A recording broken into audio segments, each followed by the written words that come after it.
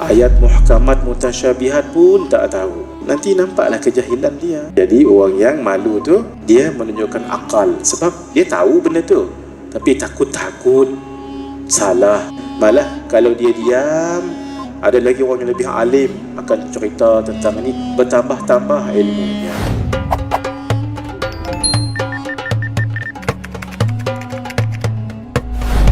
Bismillahirrahmanirrahim. Huraian 20 sifat wajib satu persatu. Inilah yang menjadi kewajipan untuk kita tahu, iaitu kita belajar satu persatu sifat-sifat yang wajib bagi Allah Azza wa Jalla dengan dalilnya, walaupun dalil ijmal, dalil ringkas. 20 sifat ini khilaf di kalangan ulama. Jumhur ulama mengatakan 20 sifat yang wajib secara tafsil, secara tafsili, secara terperinci satu-satu. Pendapat ulama yang lain, iaitu pendapat ulama Maturidiyah. Kalau 20 sifat tadi, pendapat ulama Al-Asyairah, ulama-ulama yang mengikut akan jalan Imam Abul Hasan Al-Asy'ari. Jumhur mereka mengatakan 20 sifat. Kalau ulama Al-Maturidiyah, 13 sifat, iaitu tidak termasuk sifat maknawiyah. Sifat maknawiyah kan 7, maka tak termasuk yang 7 itu, jadi 13. Pendapat Al-Imam Abul Hasan Al-Asy'ari sendiri, beliau imam dalam ilmu ini, malah imam Ahlus Sunnah wal Jamaah. Beliau berkata bahawa ia 13 seperti dalam mazhab Maturidiyah, dan juga 12, bukan 13. Kenapa 12? Sebab beliau mengatakan sifat wujud itu, zat itu sendiri, ainul mawjud ataupun ainul zat. Kita kalau nak cerita sifat wujud, zat itu sendirilah namanya wujud. Itu. Jadi mereka ada 3 pendapat ulama, 20 sifat, 13 sifat, 12 sifat. Kita peganglah pada 20 sifat untuk lebih lengkap. Sebab al-jahlu fi hadzal fanni khatarun azim, itu kaedah dia. Al-jahlu, jahil, tidak tahu, fi hadzal fan, pada ilmu ini, iaitu ilmu akidah, khatarun azim, satu khatar, bahaya yang sangat besar. Jadi kita peganglah pendapat 20 sifat ini. Baik. Yang kedua, 20 sifat ini dipanggil 20 sifat yang tafsil, yang tafsili. Adapun secara ijmal ataupun ijmali, tidak terkira banyaknya sifat kesempurnaan bagi Allah Subhanahu wa ta'ala. InsyaAllah kita terus masuk. Yang pertama dalam bilangannya. Jadi bukan yang pertama sifat Allah. Ni tuan-tuan buat nota, ini dakik ni. Nombor 1 tu bukan sifat Allah yang pertama, bukan. Kalau kita mengajar orang awam tak apa, tuan-tuan dah alang-alang mengaji, duduk begini bersungguh-sungguh, kita mengaji cara lebih mendalam. Kalau kita dengan orang awam, bolehlah kita sebut sifat pertama bagi Allah wujud. Itu untuk orang awam. Tapi untuk orang yang dakik, orang yang mendalam, itu kurang tepat. Kenapa? Sebab sifat Allah daripada wujud sampai kaunuhu mutakalliman semuanya qadim. Semuanya qadim. Apa maksud qadim? Tidak ada dulu, tidak ada kemudian. Kemudian, jadi siapa yang meletakkan sifat wujud ini yang pertama? Jawabnya ulama. Ulama mana? Ulama usuluddin. Ulama usuluddin. Kalau kata nak letak sifat qudrah dulu contoh, baru sifat hayah, baru sifat wujud, kemudian kaunuhu sami'an, boleh? Boleh. Tidak ikut cara ulama susun nafsiyah, salbiyah, ma'ani, ma'nawiyah. Boleh? Boleh. Sebab ini susun secara ijtihadi, secara ijtihad. Tetapi harus kita tahu, ijtihadi ini pun adalah mengikut ulama, dan bukan sebarang ulama, bukan fuqaha, orang yang alim bab fiqh, bukan qari, orang yang alim bab baca Quran, bukan, tapi orang yang alim bab aqidah, iaitu al-usuli, orang yang alim bab usuluddin. Jadi tertib ataupun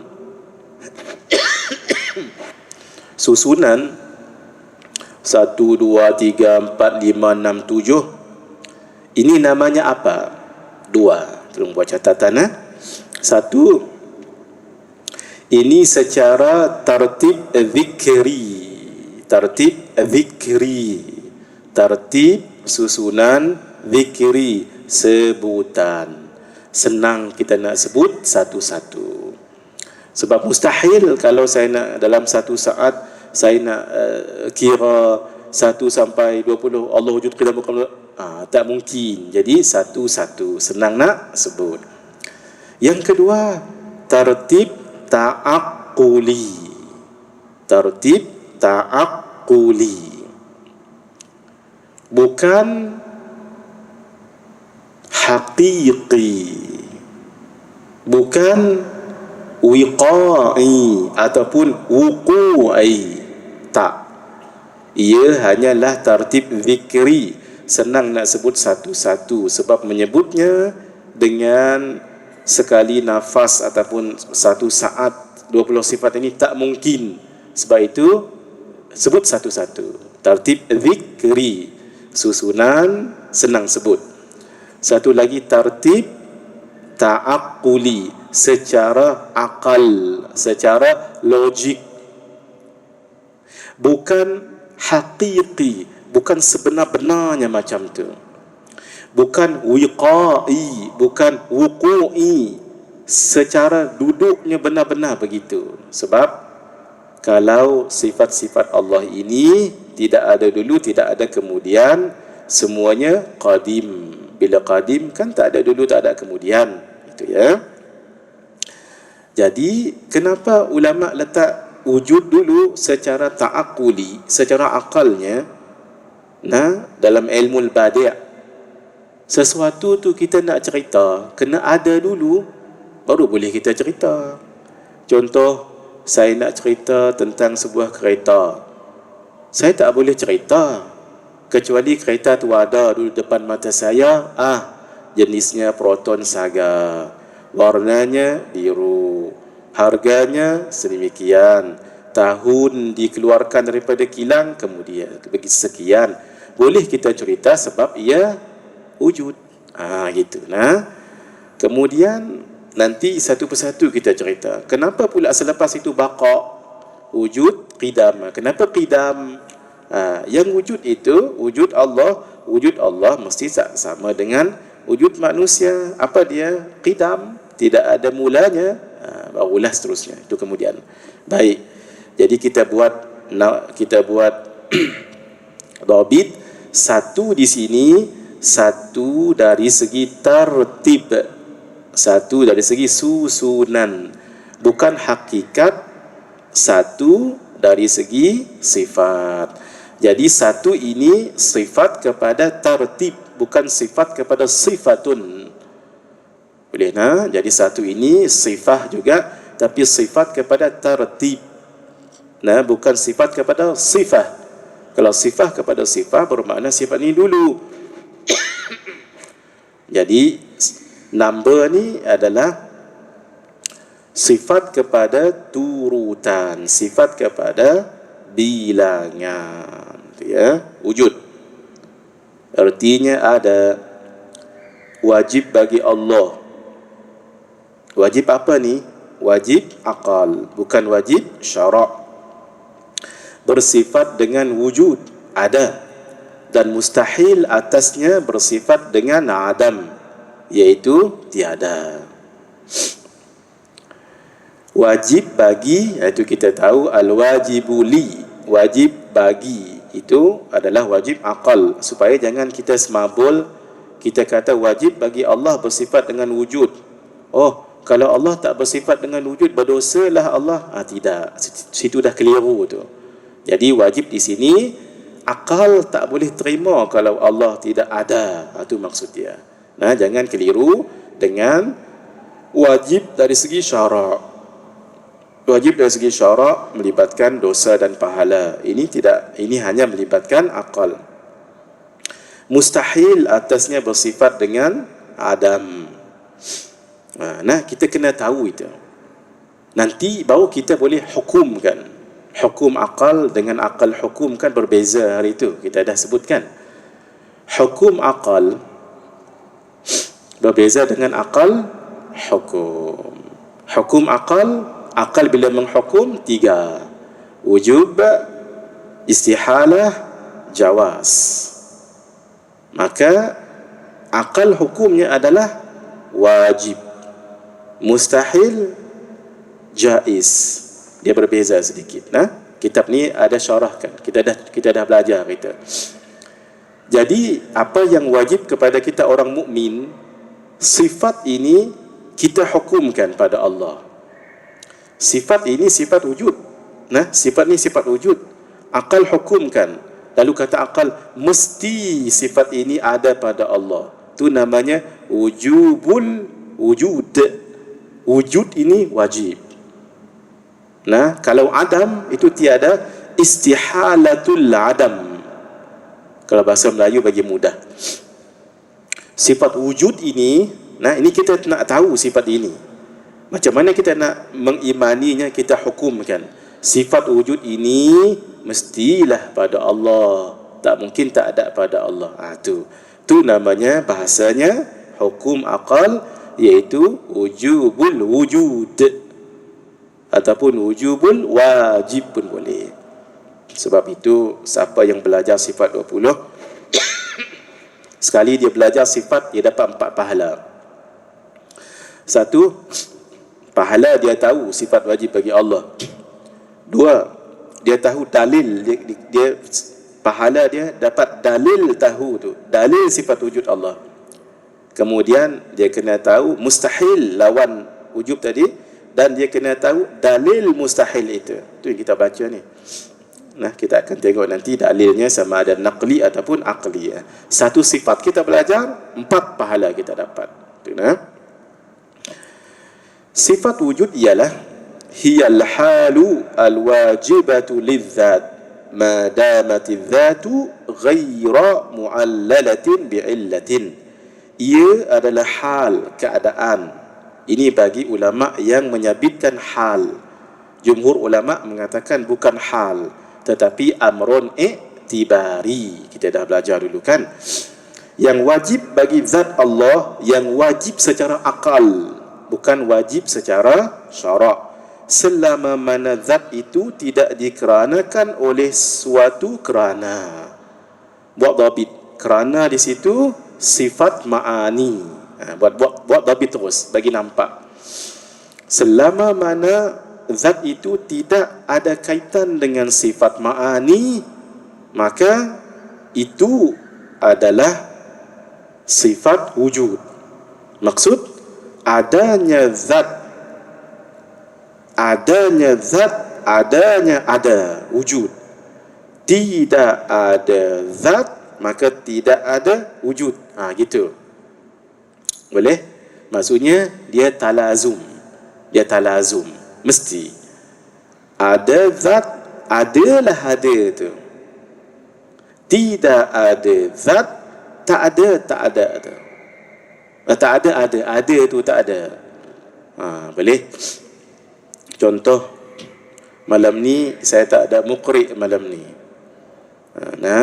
Jadi ada tak sekarang? Boleh tak kita kata dia ada sekarang? Tak kan? Sebab zatnya tak ada. Kalau zatnya ada, boleh tak kita kata ada? Ada sebab adanya zat. Boleh nah? Baik. Jadi ia hanya ada kaitan dengan zat tu saja. Sifat yang pertama ni hanya ada kaitan dengan zat, bukan kerana lain. Contoh, orang Ustaz Syafi'i yang selalu jadi muqri' saya, beliau mendengar, beliau tak ada kat sini lah, tapi beliau ada di rumah. Beliau mendengar tak? Mendengar. Sebab sifat mendengar tu tak ada kaitan dengan ada. Walaupun tak ada kat sini, tapi dia ada di sana. Tapi kalau ada, dia mesti ada dulu zatnya, barulah dia ada. Dalam ta'rif yang lain, hiya allati la tu'qalu dzatu biduniha, iaitu suatu sifat yang tidak boleh diterima oleh akal, adanya zat tanpanya. Gitulah. Bila ada zat, adalah dia. Kalau tidak ada zat, tidak adalah dia. Jadi sifat ini mesti ada, tapi dia sebagai lazim kepada malzum. Malzum tu apa? Zat. Malzum tu zat. Ini lazim. Contoh begini, asap dengan kebakaran. Asap tu ada bila ada kebakaran. Jadi asap tu dalil. Dalil ini madlul. Tu nah. Jadi asap tu tidak mungkin ada kalau tidak ada kebakaran. Baik, sifat wujud adalah sifat thubutiyah, yang sabit, yang tetap. Bahasa lain, yang sungguh. Boleh tulis kat situ. Yang sungguh.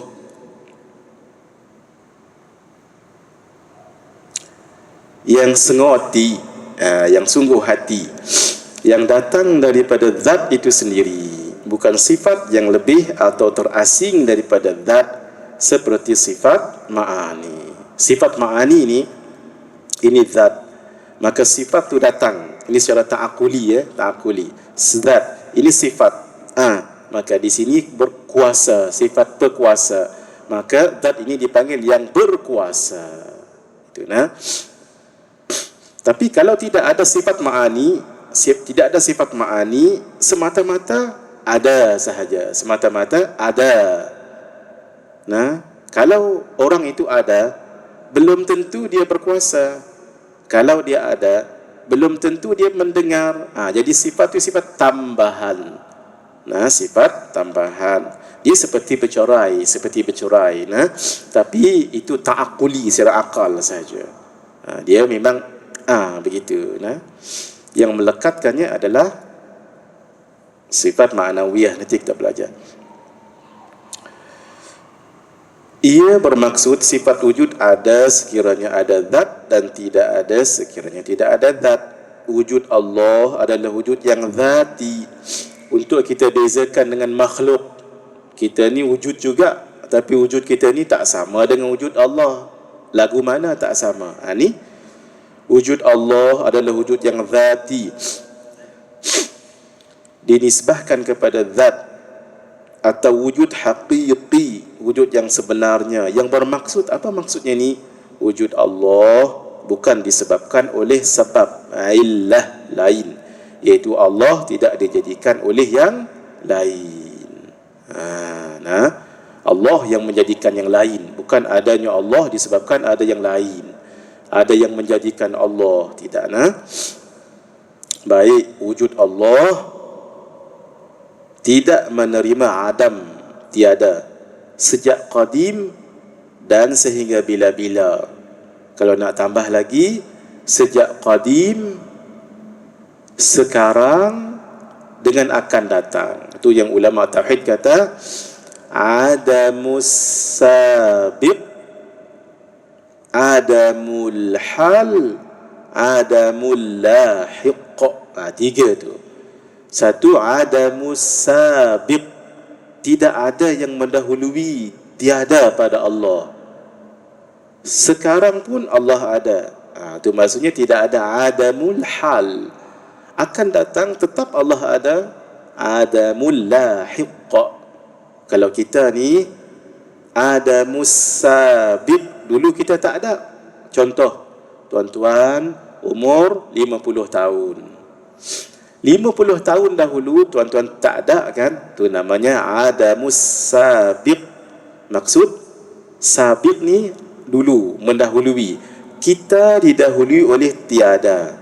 Sekarang kita ada. Nanti akan ada lagi tiada bagi kita. Itu namanya adamul lahiq. Itulah namanya kematian. Jadi kita diapit oleh dua adam. Satu, adamus sabiq. Yang kedua, adamul lahiq. Itu bahasa tauhid. Jadi kita manusia diapit oleh dua adam. Adamus sabiq dengan adamul lahiq. Itulah kita. Catatan, wujud ada beberapa jenis. Satu, wujud haqiqi, huraian wujud sebenar, iaitu wujud tanpa ada permulaan, itu namanya qidam. Dan tanpa ada kesudahan, itu namanya baqa. Yang bersifat dengan qidam, dengan baqa, tak ada lain, iaitu zat Allah. Wujud ini tanpa ada pencipta lain, itulah zat Allah. Yang kedua, wujud majazi. Wujud majazi, majazi ini kiasan. Kerana ia diwujudkan, diadakan oleh Allah dengan sifat qudrah dan iradahnya. Wujud ini ada permulaan, dipanggil hadis, dan ada kesudahan, lawan yang atas tadi, dipanggil fana. Itulah kita zat makhluk majazi. Wujud aridi dengan aradi, dua-dua boleh panggil.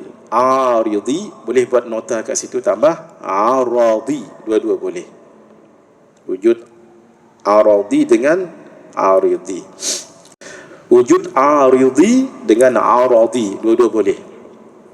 Wujud ini ada permulaan, tetapi tidak ada kesudahan, kerana dikekalkan oleh Allah dengan sifat qudrah dan iradahnya. Sebenarnya wujud ni nak masuk ke wujud yang kedua pun boleh, tapi ini lebih spesifik sebab bab tak binasa tu Allah kekalkan tak binasa. Roh, syurga, neraka, arash, kursi dan lain-lain. Tu ya. Baik. Perbezaan wujud Allah dengan wujud makhluk. Kewujudan Allah al-wajibul wujud, iaitu wujud yang wajib, yang mesti ada. Ia bermaksud Allah hanya atau mesti, itu namanya wujud. Menerima wujud ada, tidak boleh, itu namanya istihalah. Menerima Adam sejak qadim sampai bila-bila, itu yang kita selalu sebut al-wajibul wujud. Al-wajibu al-wujud. Kalau makhluk, al-mumkinul wujud ataupun al-jaizu al-wujud, dua-dua boleh. Jadi wujud yang harus, apa maksud? Dia balik lawan Allah tadi. Kalau Allah al-wajibul wujud, maka kita al-mumkinul wujud atau al-jaizul wujud. Ia bermaksud makhluk boleh atau harus sahaja menerima wujud, dan boleh menerima Adam, tiada. Harus di sini harus bahasa Melayu Malaysia ya. Kalau harus bahasa negara jiran kita Indonesia, harus ni maksudnya mesti, ada beza macam tu. Apa maksudnya? Saya sekarang adalah makhluk, maka saya dalam bab wujud boleh dipanggil al-mumkinul wujud atau al-jaizul wujud. Maksud, saya boleh menerima ada, Itu harus. Harus juga menerima tiada. Kalau Allah mesti ada, tak boleh tiada. Macam saya boleh menerima ada. Sekarang saya ada. Boleh menerima tiada. Dulu sebelum saya ada, saya tiada. Sekarang ada. Boleh tak saya menerima tiada lagi? Boleh, atas nama kematian. Boleh tak saya menerima ada lagi? Boleh, atas nama kebangkitan. Itu sebabnya kita dipanggil Al-Mumkinul Wujud. Baik, yang terakhir adalah memadai, mencukupi sekiranya mukallaf tahu bahawa Allah bersifat dengan wujud, disebut maujud. Maujud yang bersifat dengan wujud. Kalau ma'dum yang bersifat dengan adam. Dan tidak menafikannya pada Allah. Jangan nafikan sifat wujud ini pada Allah. Justru tidak wajib mengetahui kategori wujud tersebut, apakah ia wujud secara ainul mawjud atau ainul zat, atau bukan, kerana ia termasuk di dalam perkara yang mendalam atau rumit dalam perbahasan ilmu kalam, ghawamidu ilmil kalam. Kata guru kami Syekh Ahmad Ridawuddin, rumit tu berasal daripada ghawamid, jadi rumit. Tasalsul kita belajar nanti. Sifat qidam Allah mustahil ada tasalsul dengan daur. Catatan khilaf ulama tentang kedudukan sifat wujud. Kalau ikut Imam Abul Hasan Al-Ash'ari, ia adalah ainul mawjud ataupun ainul zat. Sebab itulah ia dikenali dengan hiya huwa. Hiya sifat nafsiyah adalah huwa, adalah zat Allah itu sendiri. Ia disebut sifat hanya pada sebutan saja, bukan pada hakikatnya. Ini dalam, ini mendalam sangat. Jadi kita tahu secara begitu pun tak apa. Ikut Imam Abu Mansur Al-Maturidi dan Imam Fakhruddin Ar-Razi, ia bukan ainul mawjud dan bukan lain daripada ainul mawjud, tapi haliyah atau hal yang berada di antara mawjud dengan tiada ma'dum. Itu pula begini, hal. Jadi ulama lain kata bukan pula hal, tetapi amrun i'tibari. Dalil naqli dan aqli, dalil Al-Quran, Allahu alladhi khalaqas samawati wal arda wa ma bainahuma fi sittati ayyam. Allah, Tuhan yang menciptakan langit dan bumi serta segala apa yang ada di antara keduanya dalam 6 masa. Ini namanya dilalah al-iltizam.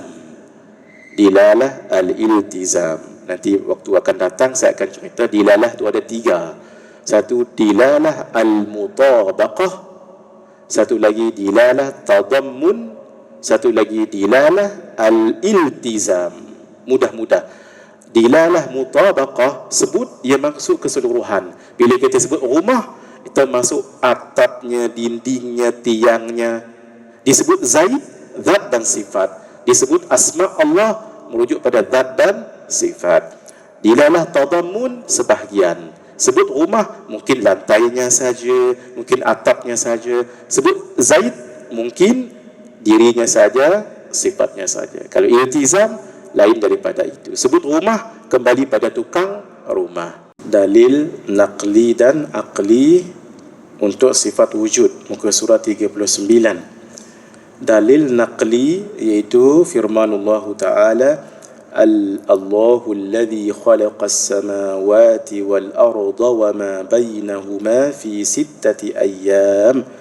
Dan Tuhan yang menciptakan langit dan bumi serta segala apa yang ada di antara keduanya dalam 6 masa. Tak ada pun sebut di sini Allah wujud. Itu maksudnya apa? Ini dalil secara lafziyah, wada'iyah, iaitu dalam ilmu mantiq dipanggil dalalah atau dilalah. Tapi yang lebih tepat dalalah al-iltizam. Dilalah al-iltizam. Apa maksud dalalah al-iltizam? Dalalah yang difahami. Difahami ayat itu, maka ia ada kaitan dengan sesuatu yang berkaitan dengannya. Di sini kan disebut Allah yang menciptakan.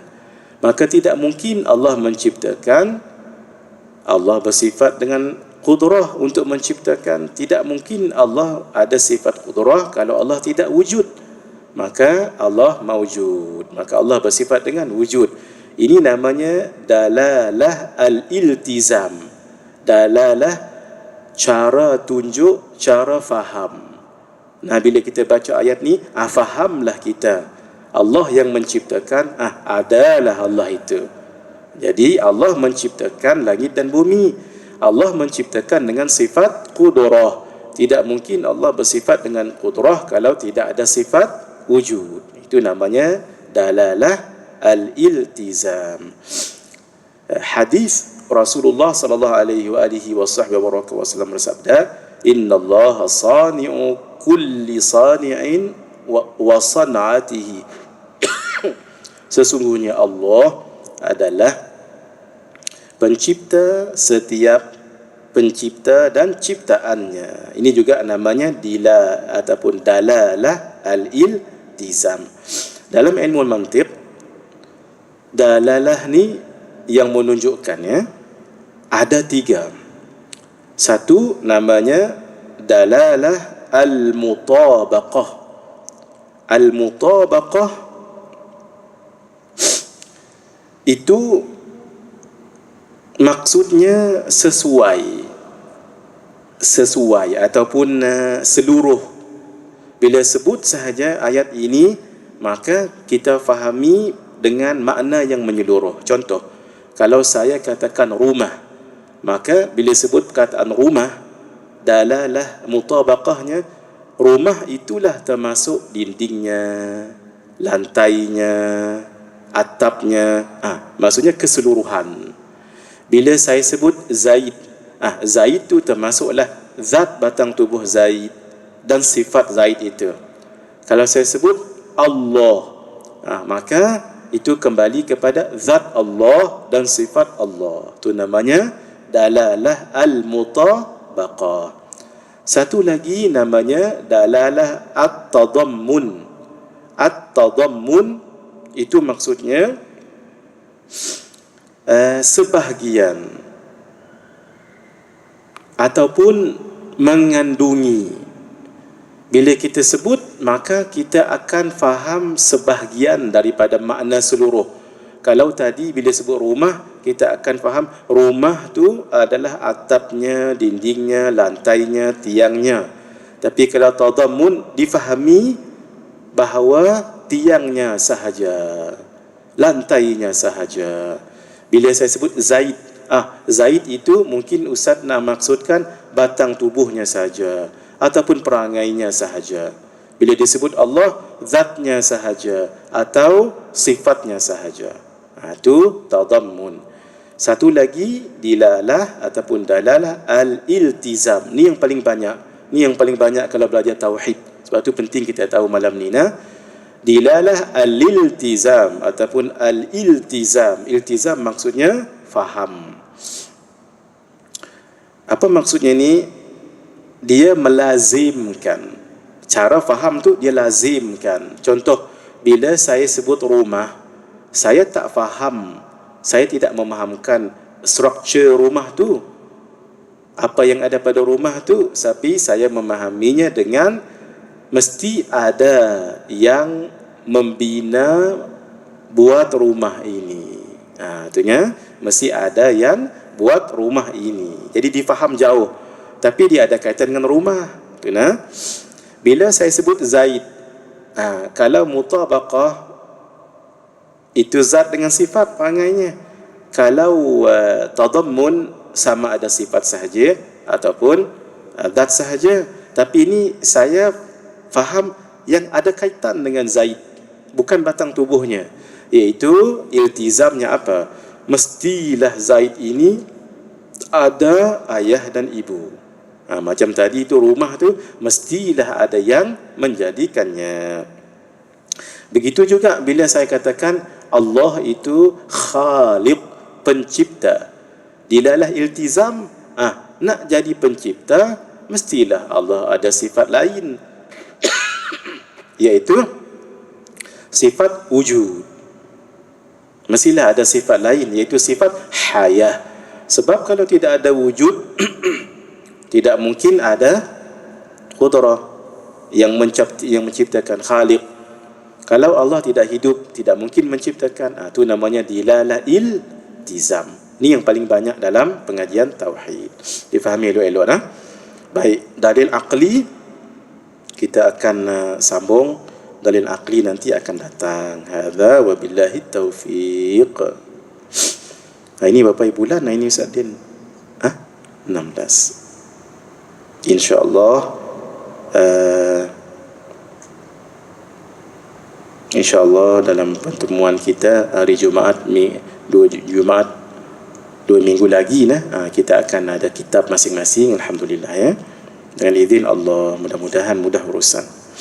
Jadi kalau ada kesempatan, datanglah hari Rabu nanti 28 hari bulan di bawah sana.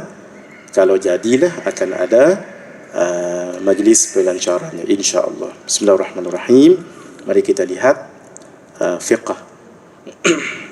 Kita muka surat berapa hari itu? Siapa ingat? 65 ataupun macam mana? 90. Masya-Allah. Jauh dah kita ni. 90. Yang mana catatan 90? 92. Naik lagi. 92. Hak mana? 92. Ya, permasalahan. Bukan mengusap. Baik. Bismillahirrahmanirrahim. Boleh Ustaz Din.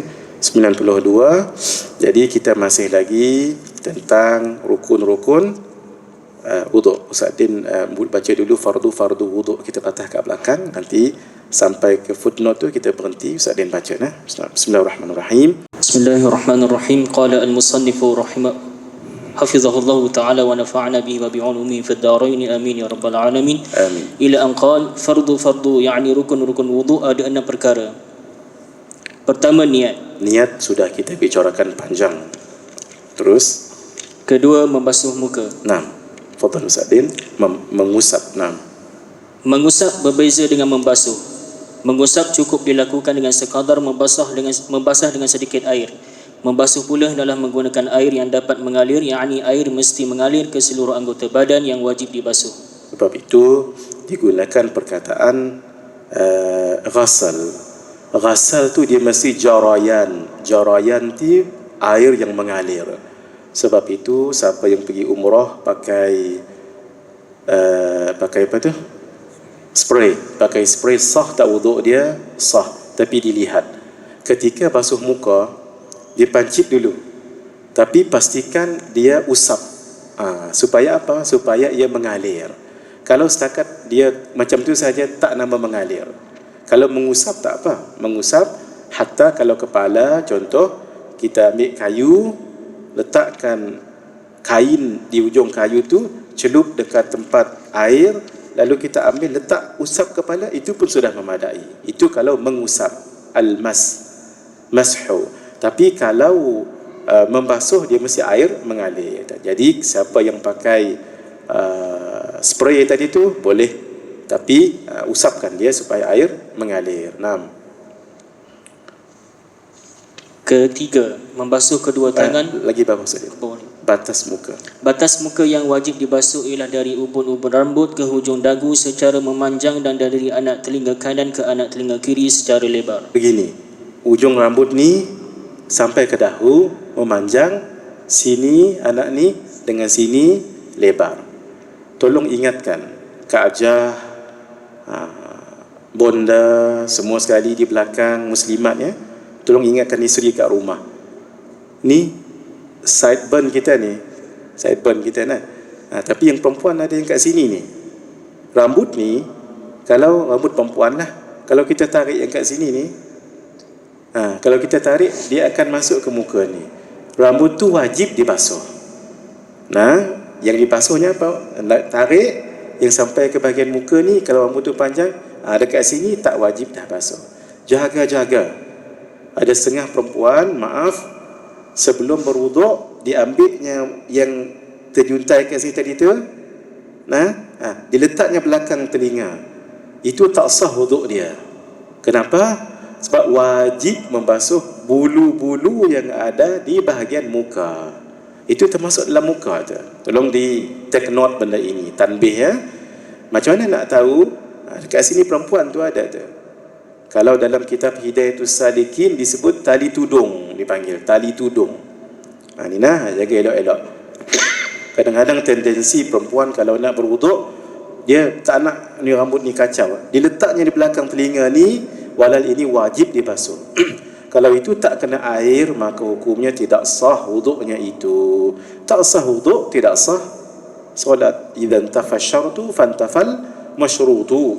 Ketika terbatal syarat, terbatalah yang disyaratkan. Ni ingat sama-sama baik. Wajib membasuh muka dan rambut atau bulu yang ada dalam kawasan muka, termasuklah bulu kening, misai dan janggut. Wajib. Tapi janggut yang mana? Yang dekat sini, yang dekat dagu ni. Adapun yang bawah ini tidak. Asalkan dalam lingkungan muka. Tu yang sebut tadi tu. Muslimat jaga-jaga. Kita pun siapa yang ada bau ni nama bau, ada apa? Orang panggil apa ni? Saiban. Jambang. Ada jambang. Sama. Air wajib sampai ke bahagian dalam rambut atau bulu, sama ada tebal atau nipis. Untuk janggut dan jambang lelaki yang tebal, cukup dibasuh bahagian luar sahaja. Janggut yang tebal ialah yang tidak nampak kulitnya jika dilihat dari hadapan. Janggut yang nipis pula ialah yang nampak kulitnya jika dilihat dari hadapan. Jadi kalau janggut yang tebal, kita tengok tak nampak shape dagu dia tu. Yang itu dibasuh di hadapan saja, tidak mengapa. Tapi janggut yang nipis, yang nampak kulit kalau dilihat. Tapi jagana bahagian dalam rambut atau bulu hendaklah sampai air. Terus bahagian janggut yang tebal yang wajib dibasuh ialah yang termasuk pada bahagian muka. Bahagian yang ada di bawah dagu ke bawah termasuk batin yang tidak wajib dibasuh. Baik. Permasalahan maksudnya bukan kitab ni banyak masalah, bukan. Permasalahan ni kalau kita jumpa perkara sebegini, begini cara nak menghindar, cara nak jawapan fiqah padanya. Itu maksudnya antara kitab yang bagus, dia ada dua. Satu permasalahan, satu faedah. Itu antara kitab yang bagus. Baik, fadhal Ustaz. Tidak wajib membasuh dalam mata, dalam hidung dan dalam mulut kerana semuanya bukan termasuk zahir muka. Biji mata tidak wajib dibasuh ketika wuduk, termasuk juga ketika mandi junub. Jika ditakdirkan ada dua muka, kedua-duanya menghadap ke hadapan, maka kedua-duanya wajib dibasuh. Jika satu menghadap ke hadapan dan satu lagi ke belakang, maka yang wajib dibasuh adalah muka yang menghadap ke hadapan. Ini namanya ajib, pelik. Dalam fiqah ada benda ni. Maksud kata lengkap dalam fiqah ni lengkap. Kita pun tak tahu jumpa. Jangan-jangan sampai meninggal tak jumpa permasalahan ni. Tapi yang mana tahu anak kita jumpa. Zaman sekarang ni kan Masya Allah, apa yang kata bayi apa tu, kembar apa tu Ustaz Din, kembar siam.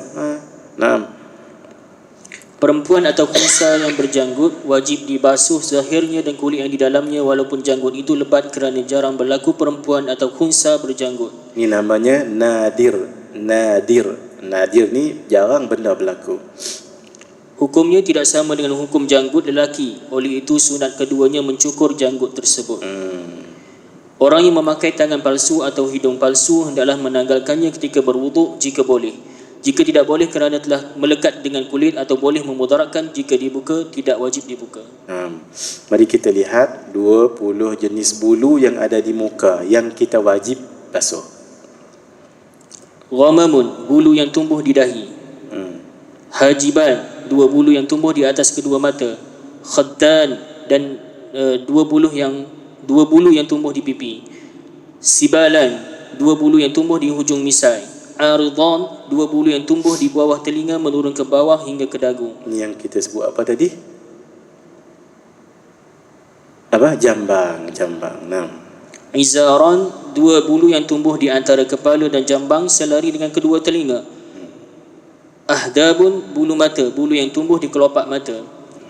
Lihyatun, janggut, bulu yang tumbuh di dagu. Syaribun, misai, bulu yang tumbuh di bibir atas bawah hidung. Anfaqatun, rambut yang tumbuh di bibir bawah.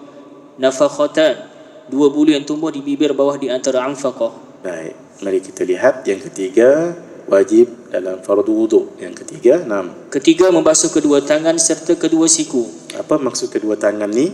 Dari segi ukuran tangan ada 3 tafsiran. Jika dari segi bahasa, Jika dari segi bahasa, dari hujung jari hingga ke bahu. itulah yang namanya tangan. Maksudnya kalau dari segi bahasa, dari hujung jari sampai ke bahu, ni namanya tangan. Untuk wuduknya, Wuduk dari hujung jari hingga ke di atas kedua siku. daripada hujung jari ni sampai atas siku ni sikit. Itu untuk jari, untuk wuduk. Jika jenayah curi, dari hujung jari hingga tulang awal lengan yang sejajar dengan ibu jari, yakni telapak tangan. Maksudnya kalau dalam tafsiran fiqh, dari segi bahasa lain, wuduk lain, jenayah curi lain. Sebab itu kita kena faham tafsiran ulama fiqh supaya kita jangan takmimkan. Jadi kalau membasuh tangan, basuh sampai ke sini, tak. Basuh kat sini saja, tapi lebihkan sikit kat sini. Baik, kedua siku pula. Baik, mana-mana daging tambahan yang tumbuh pada tangan asal wajib juga dibasuh. Contohnya ada jari lebih yang keenam. Yang keenam. Jadi kita kan 5 normal. Yang keenam wajib juga basuh yang keenam ini. Baik, mari kita lihat kedua siku. Kedua siku wajib membasuh kedua tangan dan apa yang ada pada kedua tangan seperti bulu-bulu, bisul dan kuku luar dan dalam.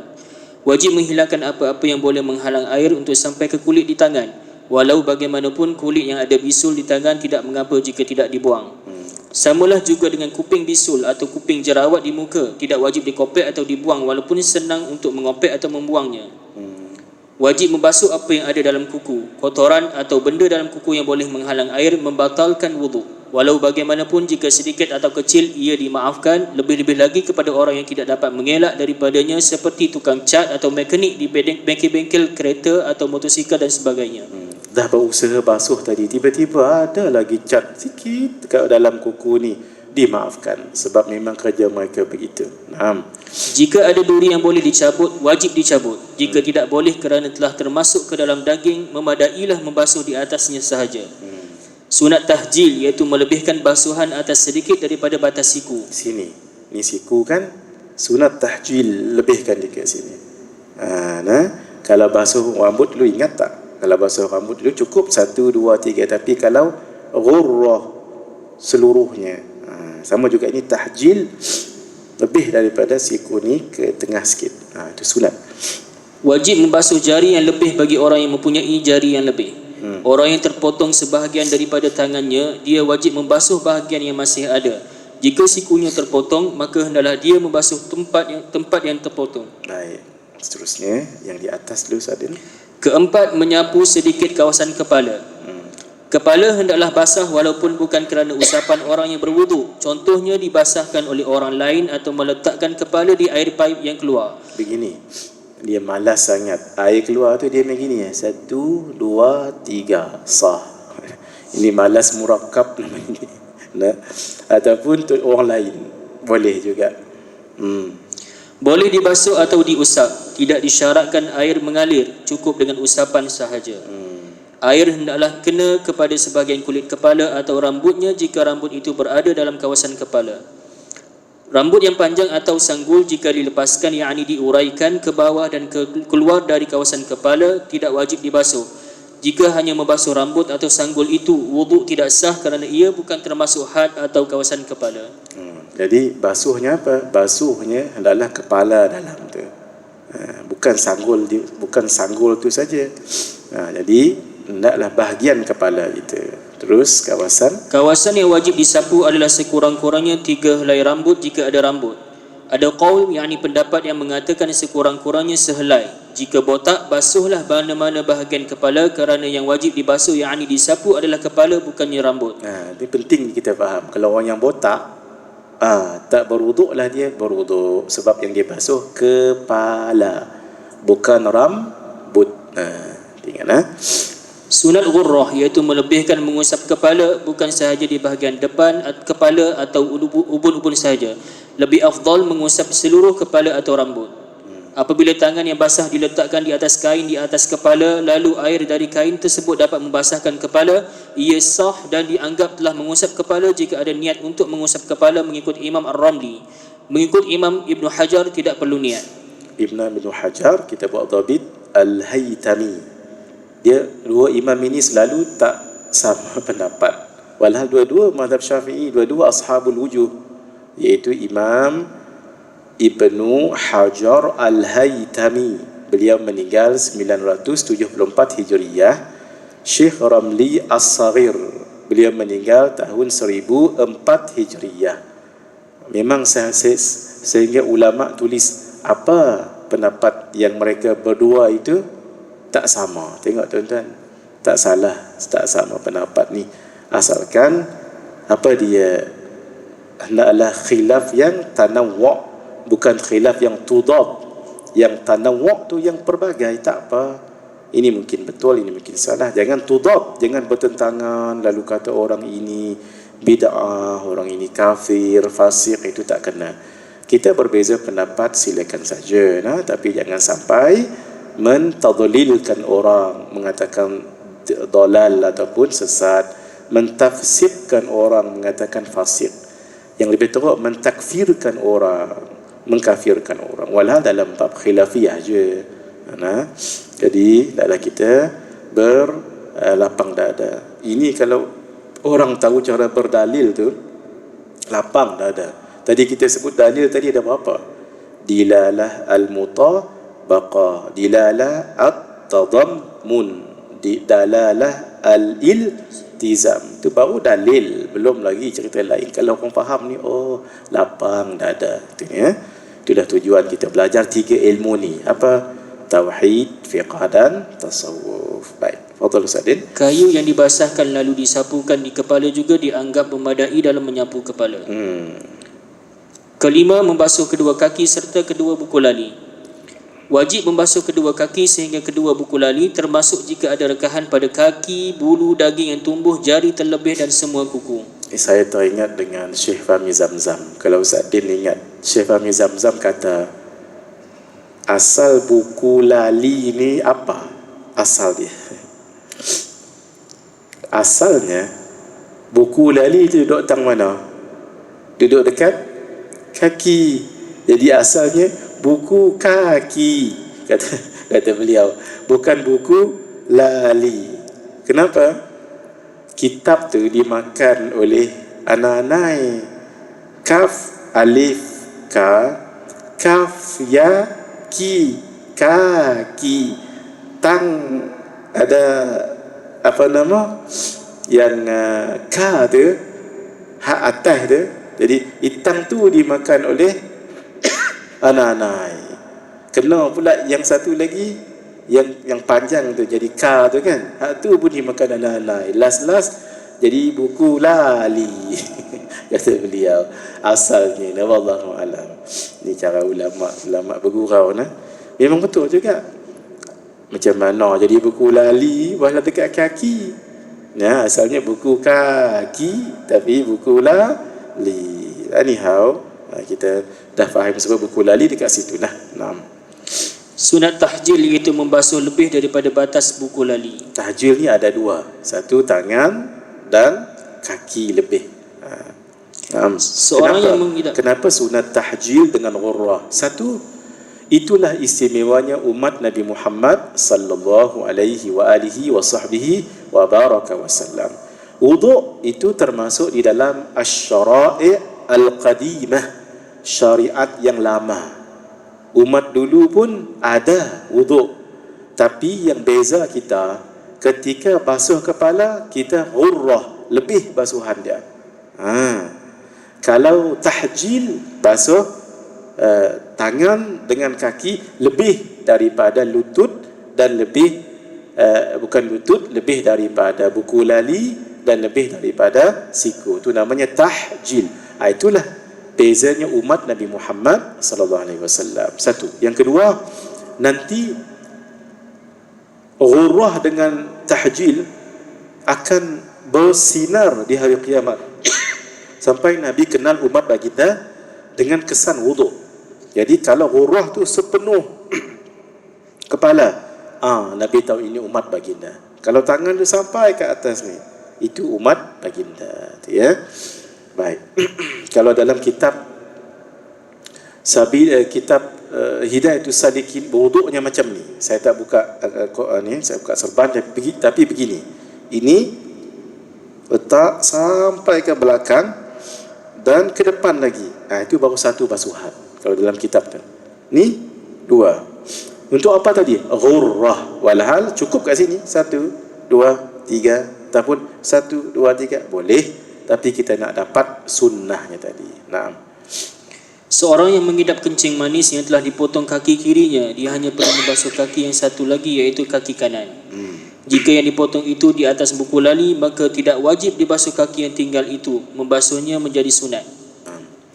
Permasalahan: jika seseorang ragu-ragu dalam membasuh bahagian anggota wuduk, maka tempat atau bahagian yang dia ragu-ragu itu dianggap masih belum dibasuh. Walau bagaimanapun, jika ragu-ragunya itu datang selepas berwuduk, wuduknya sah dan tidak perlu mengulanginya kembali. Kenapa ni? Kerana kaedah menyebut al-aslu baqa'un. Al-aslu baqa'un. Yang asalnya memang kekal dalam keadaan asal. Contoh, ada satu kaedah namanya al-istishab. Al-istishab, iaitu kita guna yang sebelumnya. Ketika kita sujud, kentut tak kentut, hukumnya istishab. Apa dia? Ambil yang sebelumnya yang tak kentut, kecuali satu, dengar bunyi, yang kedua, cium bau. Kita letak jubah di bilik. Bilik tu dah 2 tahun kita tak guna jubah tu kerana PKP. Tapi tengok bersihnya. Dalam hati kita, jangan-jangan kena tai cicak. Hukumnya istishab, hukumnya tak najis. Sebab bila kita letak tu memang tak najis. Sama juga, air dalam baldi tu ada kucing lalu. Kita pun ragu-ragu, air ni jangan-jangan kucing tu dah minum dalam tu. Hukumnya istishab. Apa dia? Hukumnya suci. Selama mana kita tidak tengok kucing tu minum air situ, takut dekat mulutnya ada najis. Ni sama juga. Jadi kalau kita tak basuh lagi ketika wuduk, hukumnya memang tak basuh lagi. Tapi ketika lepas berwuduk, itu takut-takut was-was dianggap sah, tidak perlu ulangi lagi. Baik. Rukun ke-6 tertib, iaitu melakukan satu persatu rukun-rukun wuduk daripada niat sehingga membasuh kedua kaki serta kedua buku lali. Ia dinamakan tertib hakiki. Kadang-kadang dalam keadaan tertentu ia tidak disyaratkan begitu. Sebagai contoh, seseorang yang membenamkan dirinya ke dalam air atau menyelam sambil berniat wuduk disebut tertib taqdiri. Sah wuduknya sekalipun dia tidak lama di dalam air tersebut kerana ada tertib dengan beberapa lahzah, yakni beberapa detik yang pendek. Kita ni hakiki. Ini terus menyelam dalam air tapi dengan niat berwuduk tadilah. Hukumnya sah, disebut tertib taqdiri. Permasalahan: sekiranya ada 4 orang yang membasuh 4 anggota orang lain serentak, yang dikira dan boleh dipakai ialah mukanya sahaja jika ada niat di situ.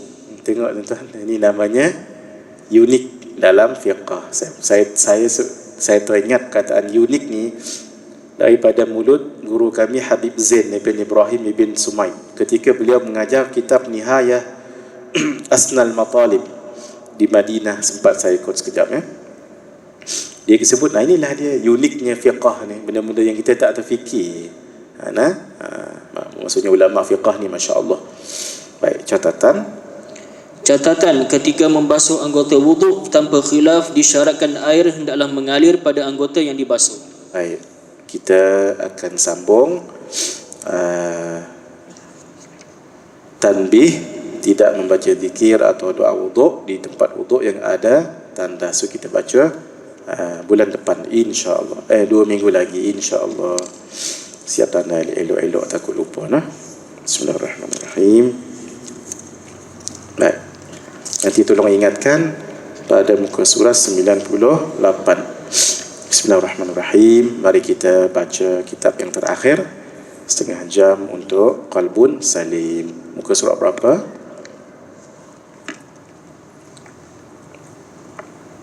Ustaz ada? Siapa yang ingat? Berapa? 43. Jazakallah khair. Kena ada orang yang ingat ya, supaya kita tak berulang-ulang balik. Bismillahirrahmanirrahim. Tafadhal Ustaz Din. Kata-kata seperti makanan macam tu? Betul? Tafadhal Ustaz Din. Bismillahirrahmanirrahim.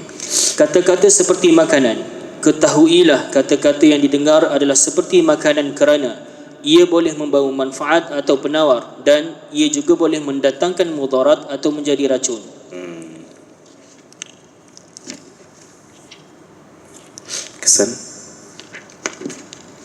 Kesan kata-kata lebih lama daripada makanan. Kesan daripada kata-kata yang didengar adalah lebih lama daripada kesan makanan, kerana makanan yang ada di dalam usus boleh hilang dengan tidur atau ia mungkin kekal untuk beberapa hari, tetapi ia akan hilang selepas makan ubat pencaharian atau julap. Contohnya orang itu senak perut, sakit perut sebab makanan, lalu dia bawa tidur, selagi okey lah. Ataupun dia makan pelawas ke, makan ino ke, ataupun julap ke, selagi okey. Tapi jaga kata-kata lebih daripada itu lagi. Kata-kata yang didengar sebaliknya, kadang-kadang ia boleh kekal seumur hidup di dalam hati. Sekiranya kata-kata tadi tidak elok, maka seseorang akan sentiasa memfitnah dan boleh menyebabkan was-was, bahkan ia boleh menyebabkan kesan buruk yang besar. Sebab kata-kata tadi, contohnya dia kata begini, dia memfitnah. Lalu dia kata si fulan tu waktu muda dulu pernah bermusuh dengan ayah kamu. Walau cerita tu dah lama dah tu. Timbul balik dendam, timbul balik marah. Itu bahaya kata-kata ni. Oleh itu, orang yang berakal hendaklah menjaga pendengaran dan seluruh anggotanya sebelum ditanya pada hari akhirat nanti. Allah Subhanahu wa taala berfirman, Abu Hatim berkata, wal haya'u yadullu 'ala al-'aqli kama anna 'adamahu dalun 'ala al-jahli. Malu menunjukkan kecerdikan sebagaimana tidak malu menunjukkan kejahilan. Kenapa? Sebab orang yang tak malu ni, contoh dia bercakap bukan bidang dia. Dia malu kalau orang kata dia tak pandai tauhid contohnya. Lalu dia pun baca kitab tauhid, dia mengajar walau dia tak ada basic bab akidah ni. Jirim dengan aurat pun dia tak tahu. Ayat muhkamat mutasyabihat pun tak tahu. Orang seperti ini tak ada malu. Nanti nampaklah kejahilan dia. Gitu nah. Jadi orang yang malu tu dia menunjukkan akal sebab dia tahu benda tu, tapi takut salah. Dia elok tak nak saya cakap. Kalau perlu cakap barulah. Dia menyelamatkan dirinya. Malah kalau dia diam, ada lagi orang yang lebih alim akan cerita tentang ni, bertambah-tambah ilmunya. Banding dia sendiri nak pederah cakap tadi, nampaklah kejahilannya. Sama juga ilmu fiqah, sama juga ilmu tasawuf. Beliau juga berkata, wa man qalla haya'uhu sana'a ma syaa wa qala ma ahabba. Sesiapa yang sedikit rasa malunya, dia akan melakukan apa sahaja yang dia inginkan dan bercakap apa sahaja yang dia suka. Allah Subhanahu wa taala berfirman, innas sam'a wal basara wal fuada kullu ulaika kana anhu mas'ula. Sesungguhnya pendengaran, penglihatan dan hati semuanya akan ditanya apa yang dilakukan. Wallahu a'lam. Ditanya nanti bila? Di hari kiamat. Kiamat ni ada dua ya. Satu kiamat kecil, itu namanya kematian. Satu lagi kiamat besar, itulah namanya selepas kebangkitan. Itu. Jadi kita bimbang dengan kiamat ni. Tapi yang kita bimbang, lebih kita bimbang kiamat kecil. Bila kiamat kecil tu tak ada habis lah. Jadi sekarang kata Sayyidina Ali radhiyallahu ta'ala anhu wa karamallahu wajha, huna al-amal la hisab. Sekarang amal je, tidak ada hisab. Nanti bila dah meninggal, al-hisab la amal, tinggal kena hisab je, tak ada amal. Biar kita letih beramal kat sini. Sebab bila meninggal nanti tak ada mengaji macam ni, tak ada belajar, tak ada baca zikir. Walhal kalau kita baca zikir sedikit, pahalanya besar. Tuan-tuan, saya dah ajar dekat sini satu zikir, sekali baca pahalanya 3 bilion. Kalau ingat lagi lah, zikir tu apa? Ikut saya nah. Astaghfirullah lil mu'minin wal mu'minat. Itu sahaja. Nabi SAW bersabda, man qala, sesiapa yang membaca, man istaghfara lil mu'minina wal mu'minat, sesiapa yang mohon ampun kepada orang yang beriman lelaki dan orang beriman perempuan, kataballahu lahu bikulli mu'minin wa mu'minatin hasanatan, Allah akan tuliskan pahalanya, maksud malaikat akan catatkan pahalanya seramai orang yang beriman lelaki dan perempuan. Hadis ni umum, tak disebut sejak zaman Nabi Adam kah ataupun macam mana, yang hidup kah yang mati, tak disebut. Tapi kita ambil yang paling ringan, yang hidup zaman 1444 ini. Berapa ramai orang mukmin dan mukminat yang hidup? Kita ambil yang mudah je. Orang Islam beriman di dunia ni katalah 3 bilion, katalah 3 bilion. Sekali kita sebut yang tadi itu, pahala kita 3 bilion. Tak sampai 5 saat. Jadikan sebagai amalan kita nah. Ulama kata paling kurang 27 kali. 27 kali itu paling kurang setiap hari. Sebahagian yang lain kata 27 pagi, 27 kali petang. Siapa yang tak sempat baca petang, baca malam. Nah, wallahu alam, rasanya eloklah kita baca paling kurang 100 kali, sebab ringan sangat.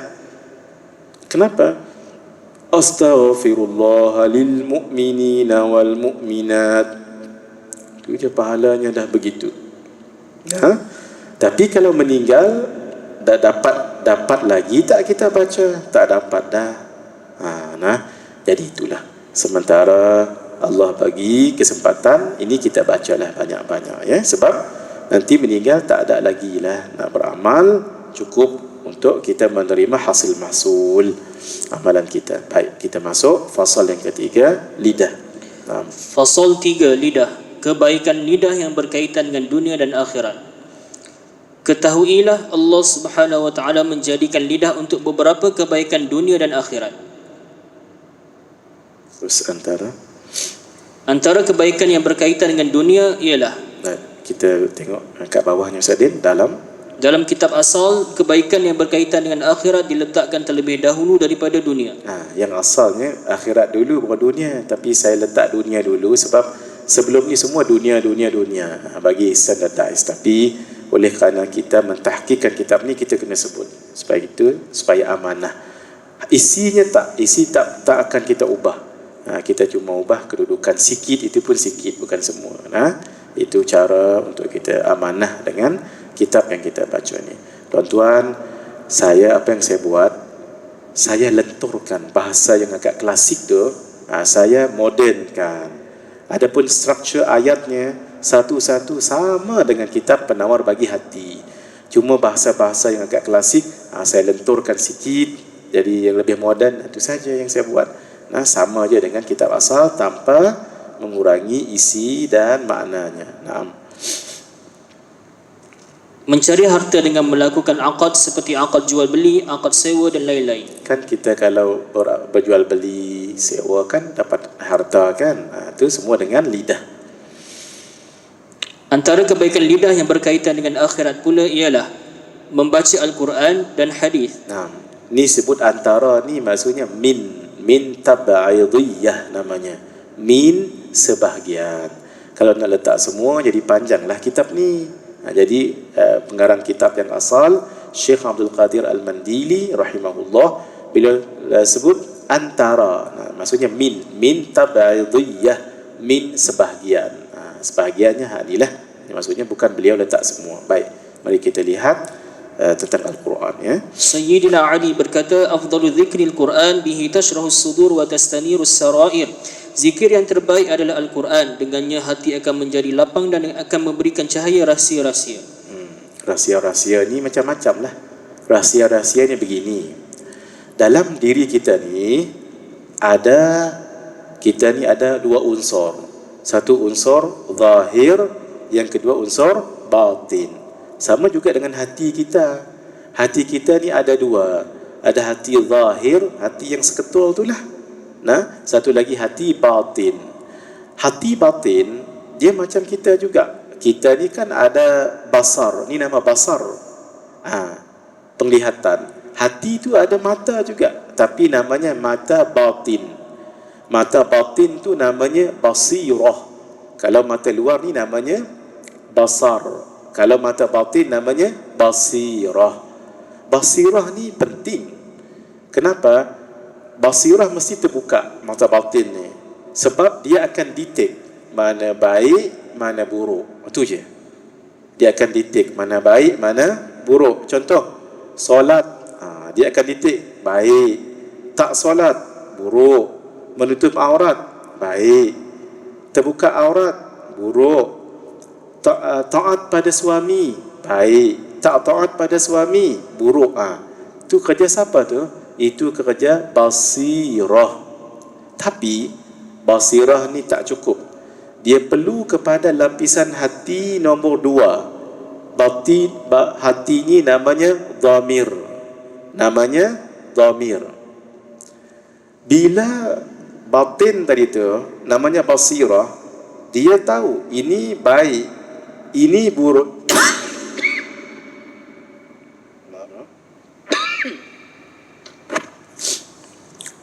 Batin tadi tu dia tahu ini baik dan dia tahu ini buruk. Ketika dia tahu what is good, what is bad, ketika ini dia dianggap telah mendapat hidayah. Telah mendapat hidayah, guidance. Tapi dia tahu ya, dia dapat hidayah saja. Dia belum dapat taufiq. Macam mana nak dapat taufiq? Mesti dibantu oleh satu lapisan hati lebih dalam. Nombor 2, namanya dhamir. Dhamir ini, ketika basirah lapisan paling luar tadi kata ini baik, ini buruk, dhamir ni dia akan kata begini, wahai basirah, kamu tahu ini baik kan, if'al, lakukan. Kamu tahu ini tak baik kan, la taf'al. Dia kerjanya tu je. Tu kerja siapa tadi? Dhamir. Ketika basirah tu mendengar nasihat dhamir, lalu dia pun buat yang baik, barulah ketika itu dia mendapat taufiq. Kalau dia tahu tapi tak buat, dia dapat hidayah tapi tidak taufiq. Contoh, kata basirah tadi, hendaklah bertanggungjawab bagi nafkah zahir dan batin kepada isteri. Bagus tu. Tu maksudnya basirah. Maksudnya hidayah. Dhamir kata, kamu tahu ni baik kan, buatlah. Lalu dia pun buat, barulah dia dipanggil mendapat taufiq. Jadi segera kita faham, taufiq dengan hidayah, mana satu lebih mahal? Taufiq. Tapi nak dapat taufiq, dia kena ada hidayah. Boleh nak? Jadi taufiq lebih mahal. Contoh, kita semua tahu solat berjamaah lebih 27 kali ganjaran kan? Tu maksudnya hidayah lah tu. Tu maksudnya tanda kita punya basirah dah terbuka. Dhamir terbuka juga, tapi belum dapat taufiq. Tak nak dia solat berjamaah. Contoh, boleh nak? Jadi lebih mahal lagi taufiq. Baik. Ketika dia buat apa yang baik dan tinggal apa yang tak baik, ada lapisan nombor 3 lebih dalam. Lapisan ini namanya fuad. Fuad. Tadi kan Ustaz Din baca ayat fuad tadi tu. Innas sam'a wal basara wal fuada. Fuad ini hakim kepada hati. Ma kadzabal fuadu ma ra'a, tidak pernah mendusta, berbohong fuad ni apa yang dilihat, walaupun ini lebih khusus kepada peristiwa Mi'raj. Tapi ulama kata fuad ini hakim kepada hati. Ketika orang tadi tu basirahnya mengatakan solat berjamaah itu bagus, lalu kata dhamir lakukanlah, lalu dia pun buat, dia mendapat taufik. Ketika itu hakim hatinya, iaitu fuad mengatakan kamu seorang yang baik. Dia jadi hakim gitu je. Kalau dia tak solat berjamaah, fuad pun akan sebut juga kamu bukan orang yang baik. Dia sangat apa? Dia tak bohong. Benda yang saya cerita ni semua ada dalam diri kita. Ingat tadi di luar tadi ada apa? Basirah. Dalamnya ada dhamir. Dalamnya ada fuad. Fuad baguslah, tapi ada yang lebih dalam. Tu namanya sir. Tu yang kita Ustaz Din baca tadi ni. Sarair. Footnote nombor 82 kata Sayyidina Ali radhiyallahu ta'ala wa karamallahu wajhah, wa tastaniru sarair. Sarair ni sir. Hati nombor 4. Sir ni misteri, rahsia. Fuad kadang-kadang tak dapat nak mengungkapkan sesuatu perkara. Dia boleh. Contoh begini. Ketika tsunami berlaku di Aceh dulu, ramailah orang Islam yang meninggal. Pondok-pondok pesantren pun habis, kitab-kitab, buku dayah ni pesantren lah. Lalu fuad kata, walau fuad tu bagus dah. Dia kata begini, kenapa berlaku dekat Aceh? Cubalah berlaku dekat negara-negara orang maksiat kah? Lalu sir tadi tolong. Sir tu dia boleh buka, disingkap yang fuad tak dapat buka. Lalu kata sir, kamu mengaji sifat 20 kan? Dalam sifat 20 kan kamu mengaji sifat iradah. Allah dengan sifat iradahnya mengkehendaki sesuatu pada makhluk.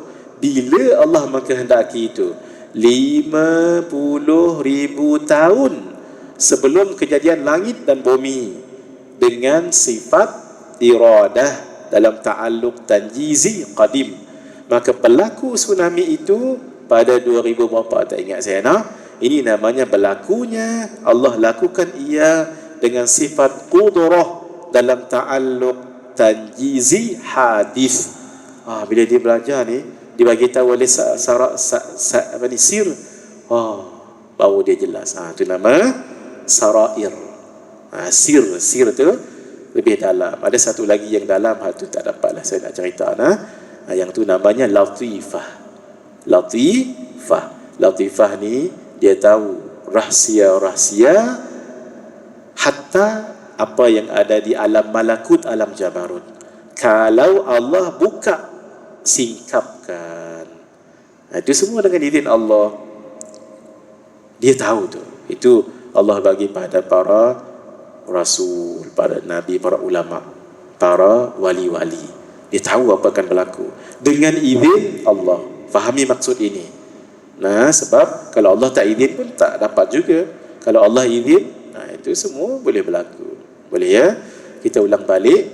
Hati batin itu ada matanya. Matanya itulah nama basirah. Dalamnya itu nama dhamir. Dalamnya lagi nama fuad. Dalamnya lagi nama sir. Dalamnya lagi nama latifah. Baik. Fadhal Ustaz Din. Beliau juga berkata, innal Qur'ana zahiruhu aniqun wa batinuhu amiqun la tafna ajaibuhu wa la tanqadi gharaibuhu wa la tukshafu dhulumatu illa bihi. Sesungguhnya Al-Quran zahirnya anggun, batinnya mendalam, keajaibannya tidak pernah sirna, keluar biasaannya tidak pernah habis dan tidak pernah akan tersingkap kegelapan kecuali dengannya. Memang sungguhnya kalau kita baca Quran, macam ayat ni cerita tentang diri kita sekarang. Walau turunnya 1444 tahun dahulu. Baik, kalau orang tanya Quran sekarang umurnya berapa? Quran sekarang caranya ialah kita kan sekarang hijrah 1444. Apa maksud hijrah? Hijrah maksudnya ketika Nabi berpindah daripada Makkah ke Madinah. Itu dikira daripada Madinah lah tu. Walhal Quran dah berapa tahun diturun di Makkah dulu? 13 tahun. Jadi 1444 campur 13 lah. Itulah umur Al-Quran. Kalau umur Nabi berapa? Kalau orang tanya sekarang umur Nabi Muhammad sallallahu alaihi wasallam berapa?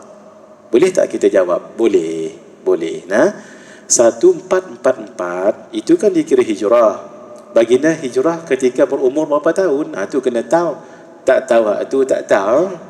Kena tahu tu 53. Baginda umur 53 tahun baru pindah ke Madinah. Campur 1444 campur dengan 53. Itulah dia umur Nabi sallallahu alaihi wa alihi wa sahbihi wa baraka wa sallam. Umur Nabi Isa berapa? Umur Nabi Isa umur baginda tahun Masehi itulah 2000 berapa kita? 2022 umur baginda. Tetapi Nabi Isa minal munzarin, di kalangan orang yang Allah panjangkan umur tapi tak bergerak-gerak. Nabi Isa lah duk ada di langit yang kedua. Umur baginda 32 tahun. Dan umur baginda tak bercampur, tak bersambung. Walhal umur baginda sebenarnya berapa tadi? 2023. Tapi umur baginda statik 32. Turun nanti dekat Damsyik menolong Nabi Muhammad sallallahu alaihi menolong Imam Mahdi membunuh Dajjal. Nanti baginda turun umur 32 tahun dan baginda tak kahwin. Nanti kahwin juga baginda. Nak tunjuknya minal munzarin, nak bagi tahu Allah Maha Kuasa. Dajjal pun sama. Dajjal sejak Nabi Sulaiman, zaman Nabi Sulaiman dah dibelenggu dah. Ketika Sayyidina Tamim Ad-Dari tengok dah ada begini dah. Dan panjang umur, minal munzarin juga. Nanti keluar nanti dia pemuda. Walhal sejak daripada zaman Nabi Sulaiman. Itu termasuk minal munzarin, termasuk iblis. Iblis umur panjang tapi tak mati-mati. Minal munzarin. Kalau Allah berkehendak matilah. Baik, sikit lagi 5 minit. Fadhal Ustaz. Faedah fadilat Al-Quran dan salawat. Faedah maksudnya benda yang jarang orang ceritakan. Bukan faedah ni apa yang kita pelajari daripada pelajaran ini. Itu lain ya. Faedah ni macam petua lah. Tapi diambil maknanya daripada Quran, daripada hadis dan sebagainya. Itu maksudnya faedah. Imam Al-Qalyubi mengatakan bahawa para ulama mengatakan orang yang berzikir tidak mendapat pahala atas zikirnya melainkan jika dia tahu makna zikirnya tersebut walaupun secara umum. Begini, dia pun zikir la ilaha illallah. Dia zikir gitu, dia mesti tahu maknanya tu. Walaupun secara umum. Umumnya apa? Allah Tuhan sebenar, cukuplah tu. Ataupun dia berzikir apa? Allahumma salli ala Sayyidina Muhammad. Dia tahu cara umum, ya Allah rahmatilah Nabi Muhammad. Itu cukup. Tak perlu semestinya satu-satu, tapi kena tahu apa yang dia baca. Menurut Imam Ibn Hajar mendapat pahala. Ia berbeza dengan Al-Quran dan selawat, di mana sesiapa sahaja yang membaca keduanya akan mendapat pahala. Kita ambil pendapat Ibn Hajar lah, senang Ustaz Din. Sebab kalau tidak ikut pendapat Imam Ibn Hajar, orang berzikir tak tahu makna, tak dapat pahala. Walhal umumnya dalam Quran menyebutkan ma yalfidhu min qawlin illa ladaihi raqibun atid. Tidaklah yang terlafaz perkataan daripada mulut seseorang melainkan ada malaikat raqib dan atid. Maksudnya kalau baik, kalau tidak kan jadi dosa. Tu ya, kita ambil pendapat beliau lah, senang. Apa dia? Dapat pahala. Kalau Imam Qalyubi tak dapat pahala kalau tak tahu apa yang dizikirkan. Faedah amalan untuk menajamkan pandangan mata. Dikatakan amalan ini berasal daripada Habib Ahmad bin Hasan Al-Attas yang mengatakan dua ayat ini mujarrab untuk menajamkan pandangan mata yang dibaca pada kedua tapak tangan pada waktu pagi. Kemudian tiup hujung kedua ibu jari tangan dan usapkan kepada kedua mata. Ayat Begini. itu ialah Begini nah. Di sini baca pada kedua tapak tangan ni waktu pagi. Esok buat ni, bawa dalam bilik tidur. Nah, ataupun tangkap gambar lagi. Buat gini, baca, Ustaz Din baca ya. Tiup. Kemudian tiup hujung kedua ibu jari. Ni apa ni tadi? Baca di sini, tiup ke ujung ni. Tangan dan usapkan kepada kedua mata. Usapkan gini. Ni. Usap begini. Tu nah. Baik, apa ayat tu? ayat itu ialah idhabu biqamisi hadha fa'alquhu ala wajhi abi ya'ti basiran wa'tuni bi ahlikum ajma'in. Pergilah dengan membawa bajuku ini, kemudian letakkan pada muka ayahku supaya dia dapat melihat, dan selepas itu bawalah kepadaku keluarga kamu semuanya. Satu. Yang kedua, fakashafna 'anka ghita'aka fabasaraka al-yawma hadid. Maka kami hapuskan kelalaian yang menyelubungimu itu, lalu pandanganmu pada hari ini menjadi tajam, yakni dapat menyaksikan dengan jelasnya perkara-perkara hari akhirat. silakan tuan-tuan kita ijazahkan amalan ini untuk siapa yang ikut kami secara ni bersemuka ni, juga yang ikut kami secara live, dan mungkin nanti tuan-tuan ikut secara rakaman juga dapat amalan ini. Nah, silakan. Tapi baca ayat tadilah pagi. Baca tapak tangan ni, habis baca dua ni, tiupkan ni ujung jari ni. Tu nah. Kemudian buat gini. Usap. Di sini ada berapa kali Ustaz Din sebut? Tak ada satu je kan, usap pada kedua mata. Itu saja. Sekali je buat. Senang. Baik, kita baca sikit lagi. Kedua, membaca semua zikir. Nah. Sayyidina Ali berkata, "Al-zikru nurul aqli wa hayatun nufusi wa jala'us sudur." Zikir adalah cahaya kepada akal, kehidupan kepada jiwa, dan penggilap kepada hati. Kalau kita berzikir banyak, hati kita jadi tergilap macam cermin lah.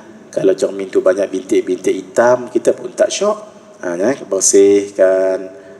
Cuma satu saya nak pesan lah, benda ni tak ada kena-mengena dengan zikir ni Ustaz Din lah. Untuk kebaikan sama-sama. Siapa tuan-tuan dekat sini pengurusi masjid kah, yang berkaitan dengan masjid di sekolah, madrasah dan sebagainya, whiteboard tu kalau ada permanent marker yang dipakai, jangan letak tupetin ke apa Ustaz Din, minyak gas ke apa yang boleh bagi dia padam. Memang dia boleh padam, tapi kesannya dia akan mencalakkan layer dia tu. Jadi bila kita nak tulis nanti, dapat kita tulis, tapi payah kita nak padam. Sebab licinnya tu dah terganggu dengan tupetin tadi tu, ataupun apa kita panggil, yang minyak tanah tu ke, benzin ke, dia telah, kelicinan tu telah dicalarkan. Itu sekadar untuk beringat sajalah tu. Jadi whiteboard kita tu jangan diletak minyak gas, tupetin, bahan-bahan peluntur lah, jangan.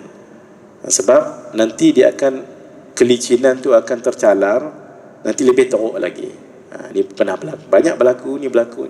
Jadi kita beringat sama-sama lah. Cuma caranya kawan saya bagi tahu, ambil juga yang permanent tadi tu, kita ambil yang whiteboard, betul, marker tu kita tulis kat situ, nanti dia akan hilang lah, tapi ambil masa sikit. Itu lebih baik daripada letak bahan peluntur. Sebab sayang kadang-kadang kita nak tulis, macam saya suka menulis. Jadi bila menulis tu nak padam payah betul, sebab tadi dia punya kelicinan tu dah terganggu. Maaf ya untuk sekadar, walaupun benda kecil. Ini kadang-kadang kita nak menulis jadi payah. Fadhal Ustaz Din. Seorang al-arifu billah berkata, "Al-zikru babun 'azimun anta dakhiluhu faj'al lahu al-anfasa hurrasa." Zikir adalah pintu teragung yang boleh kamu masuki, maka jadikanlah zikir sebagai benteng jiwa. Kalau kita tak tenang, jiwa kusut, jadikan benteng dia, jangan dikacau jin iblis.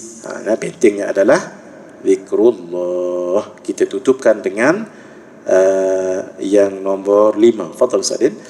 Ketiga, membaca tulisan yang memberi manfaat. Keempat, mengajar ilmu yang memberi manfaat. Baik.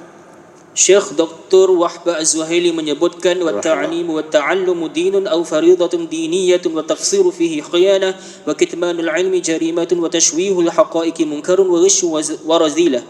Mengajar dan belajar adalah agama atau kewajipan agama. Sikap ala kadar, yakni tidak serius di dalamnya, adalah khianah. Menyembunyikan ilmu adalah suatu kesalahan. Merosakkan kebenaran-kebenaran adalah suatu kemungkaran, penipuan dan akhlak yang tercela. Rahimahullah. Beliau seorang faqih zaman ini dan beliau sudah meninggal dunia. Itu nasihat beliau pada kita semua. Baik, kita baca faedah untuk yang terakhir. Faedah pembahagian waktu yang baik untuk perkara yang baik. Waktu paling baik untuk menghafal iaitu pada waktu akhir waktu malam, iaitu waktu sahur. Bagi membahas masalah agama ataupun berbincang, pada waktunya ialah waktu pagi. Menulis fawaid, yakni faedah-faedah, pada waktu siang. Mempelajari permasalahan agama iaitu pada permulaan malam, iaitu selepas waktu maghrib dan isyak. Alhamdulillah lah, kita pun kenalah waktunya. Kita baca fiqh tadi kan, maghrib dengan isyak. Jadi tuan-tuan, yang kena menyuruh kepada yang ma'ruf dan mencegah kepada yang mungkar, itu kemudian. Ma'ruf ni apa? Ma'arafal aqlu anhu. Apa yang akal tengok benda tu baik.